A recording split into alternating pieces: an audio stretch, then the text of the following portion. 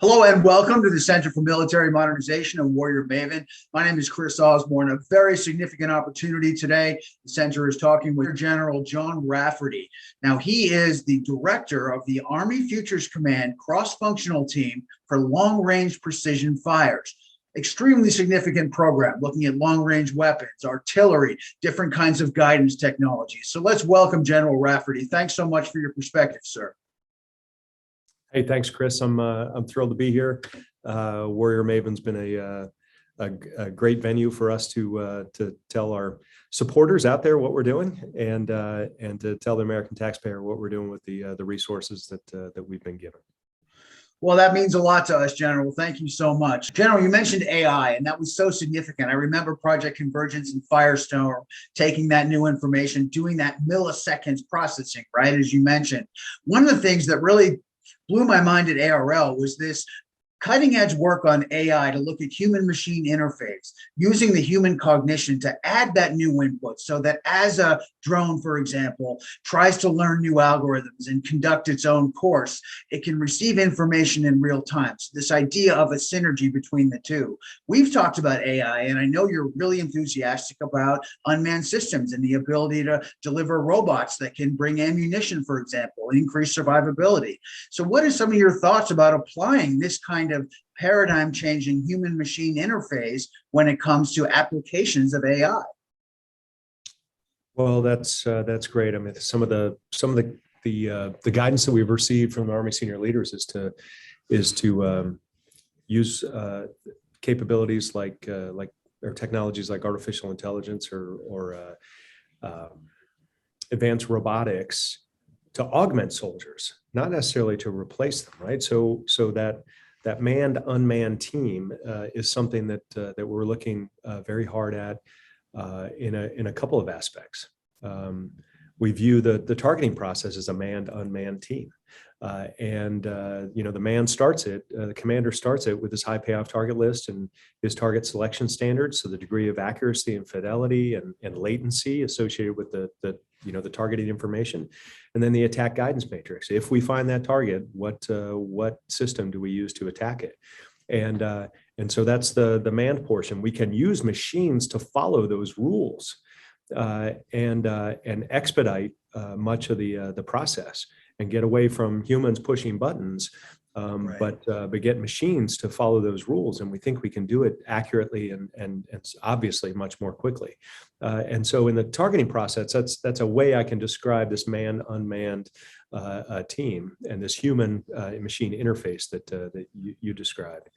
On the weapon platforms, we're developing prototypes now for an autonomous launcher that will help thicken our force of the HIMARS rocket launcher fleet. And so the way we're developing that concept is absolutely a manned HIMARS accompanied by an unmanned HIMARS. That unmanned HIMARS helps to thicken the force, can help to reduce the risk to the manned platforms, and can deliver more firepower, and reduce some of the manning burden that's associated in the future. And so those algorithms, as you mentioned earlier, that are being developed to help with the tactical mobility, obstacle avoidance, and safe operation of vehicles around soldiers is so important. And I just witnessed a great team last week up in Detroit, where I visited the Ground Vehicle Systems Center that was doing some the integration of the autonomy package onto our HIMARS platforms, and they're joined by teammates from the Aviation and Missile Center who are leading this effort. So that's one of the technologies that we'll demo again at Project Convergence 22, and is a great example of this human and machine interface that has been such a critical and important research objective from DevCom. Really from all the centers. Everybody's working a little bit in that space, and it's really it's going to be game changing for us in the future.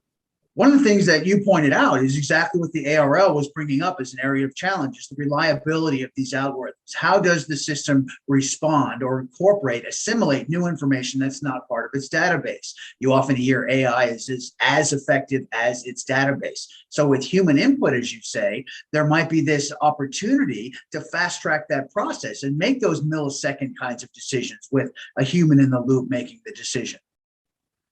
Yeah, so you highlight one of the great efforts that's underway at the Artificial Intelligence Integration Center, AI2C, in Pittsburgh. That's led by Dr. Doug Matty as part of Armory Futures Command. And while they're working on some AI and machine learning specific material efforts, they're also heavily involved in talent management. They are training data engineers and data scientists that are going to be soldiers in the field who can make those on-the-fly changes to data sets and in some cases to algorithms to help those systems continue to operate effectively when the conditions change, when the data sets change, when the environment changes, and again have that that man on the loop to make sure that we're using these things effectively, safely, and responsibly. We need those we need those trained soldiers out there. So they've graduated a couple classes of these in these data education efforts, and really impressive people, amazing organization led by Doug Matty up there. It's amazing the synergy, what you talked about, that unmanned HIMARS. It's incredible to think of what we talked about earlier, this connectivity between innovation and research and then application in the form of prototypes. So truly an exciting time to be looking at what the Army will be capable of to stay close with near peer or advanced threats in the future. General Rafferty, Major General Rafferty, a director of Army Futures Command cross-functional team for long-range to precision fires on the cutting edge of taking the innovations for future war and bringing them to the soldiers. Thank you so much, sir, for your time and interest. Chris, thanks again. Great to be with you.